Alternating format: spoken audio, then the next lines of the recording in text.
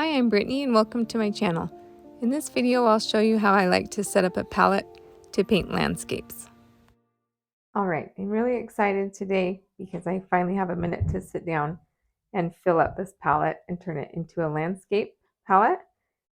This is one of my favorite watercolor palettes. It's pretty little, but when you open it up, it can hold 18 different paints and there's a lot of room for mixing. So this even comes out. And so you have all this to mix on and here and here. It's just a pretty big palette for how compact it is when you fold it up and take it with you. Also, what I really like about it, right here, it has this rubber seal so that when you close the palette, it really seals the edges. So if it's wet in there, it doesn't leak. So this is one of my favorite traveling palettes. And I also reach for it probably the most when I'm just at home painting too. I really love it, and it's really inexpensive. You can buy them at your local art store just on Amazon. When I purchase it on Amazon, it's only around $10 to $12, I think. So today I'm going to be filling it with all my favorite watercolor paints for landscape painting. Okay, I've gone ahead and made my color selections, which was actually pretty tough. You think 18 is a lot of colors, but there was a few that I had to leave off that I'm kind of bummed about. But I think this will be a really great landscape palette. So I'm going to start with my reds, and this is Alizarin Crimson. It's the Daniel Smith. This will be my bright red for this palette.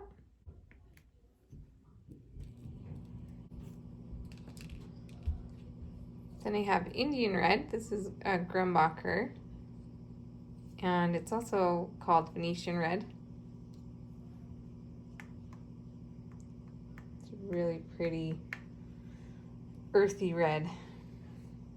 Okay, the next color is Quinacridone Gold Deep, and this is American Journey brand. This is a really good color for red rock.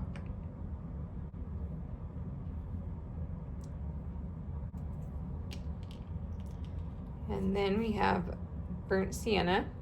This is Winsor Newton.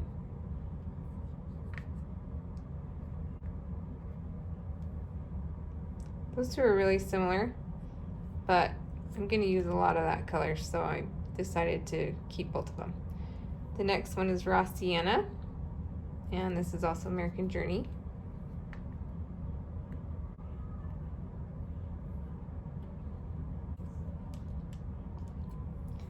This one is Yellow Ochre, Grumbacher.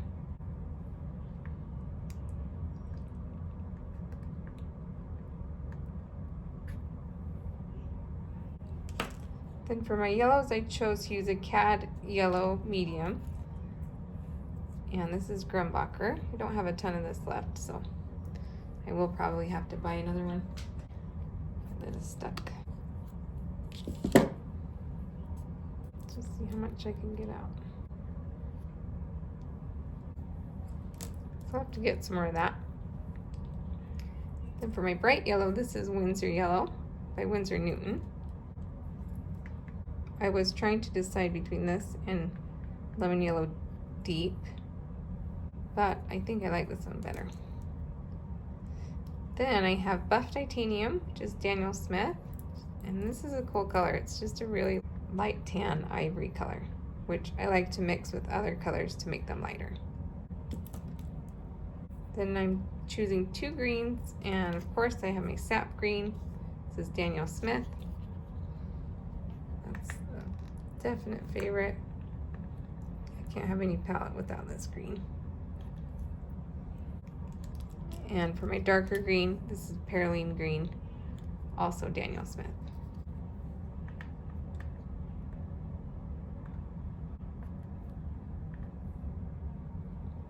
You could also use Shadow Green, which is a beautiful green and very similar.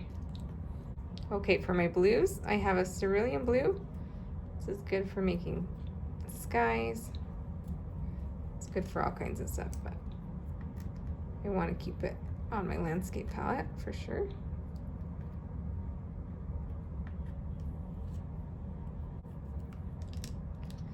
Then I have a Cobalt Blue Deep. I thought I bought Cobalt Blue, but I guess I didn't read it close enough, and this is Deep, so I hope I like this one just as much. I'm using this instead of Ultramarine Blue because I've tried to love Ultramarine Blue and I just can't. I don't know what it is, but I know I've liked Cobalt Blue, and maybe this Deep will be a little bit closer to Ultramarine even. Then this is Prussian Blue by American Journey, and I am almost out of this one too.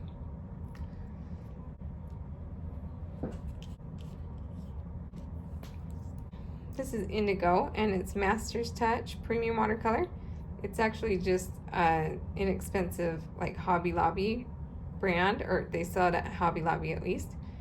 And I really like it. It's a big tube and it's only $7, so totally worth it.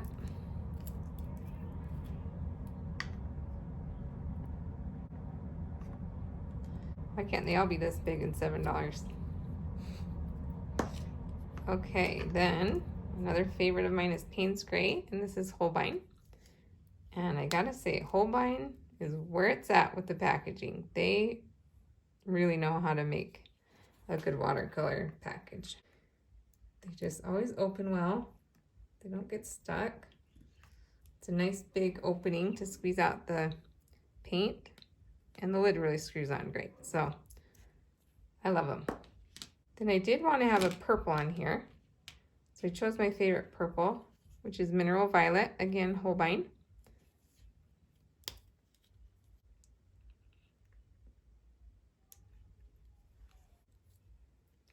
And I have Sepia here.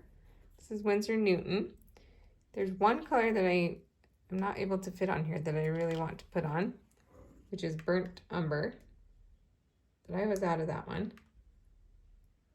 So I'll get that and probably just pop it in here.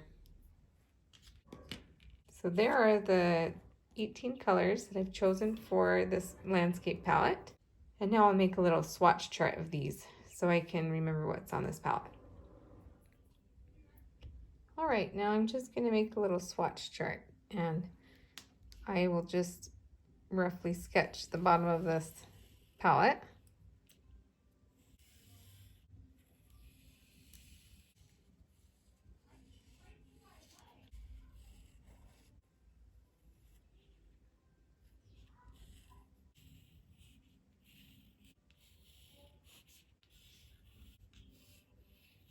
All right, that's just a rough sketch of the palette. Now let's go ahead and swatch these colors. This is Alizarin Crimson.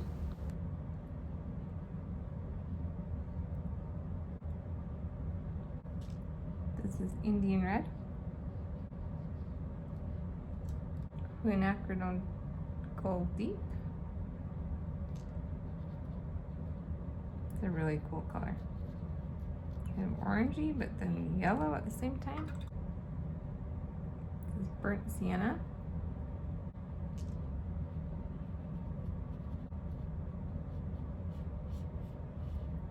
Super similar.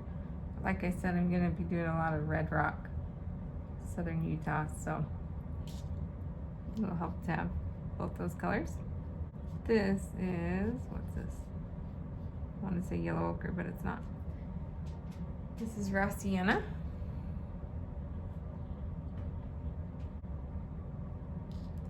This is yellow ochre.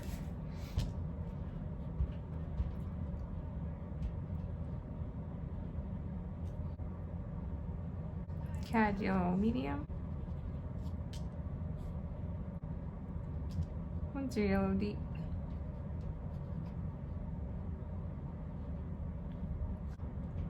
This is the buff titanium, which won't show up very well, but I think you can see it. Sap Green.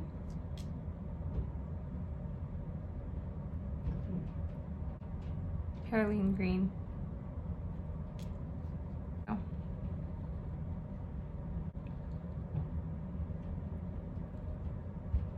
Cerulean Blue.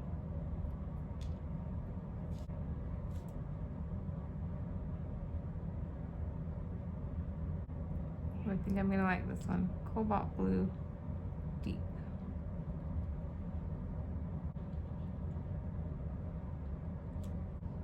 Prussian Blue.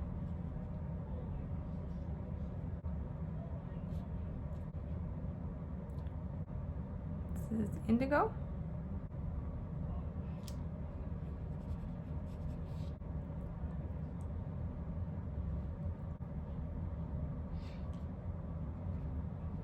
This is Payne's Gray.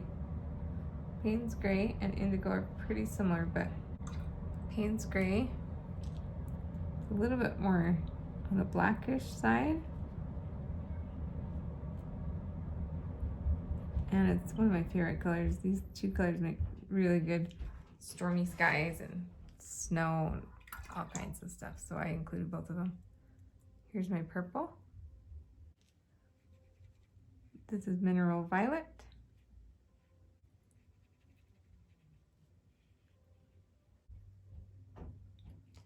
And this is Sepia.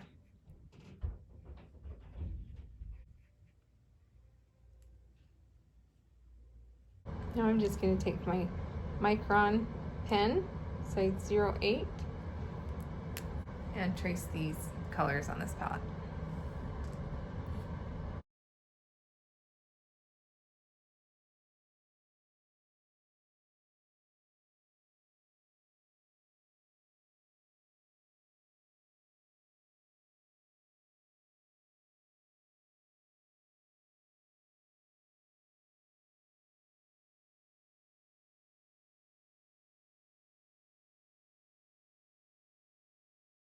Now I just want to write on here landscape palette, so I've given myself a couple guides.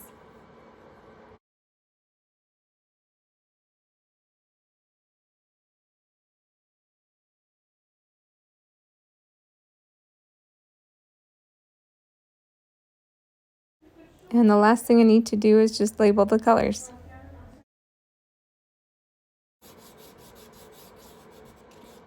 Okay, so there we have it. We have this palette full of landscape colors, and I'm really excited to try these out and really learn how to paint landscapes. I'm just going to stick this little swatch chart right underneath this plastic piece, and now I can remember what colors I have on this palette. I hope you enjoyed this video, and I hope it was helpful. Thank you so much for watching, and if you liked this video, please consider liking it and subscribing.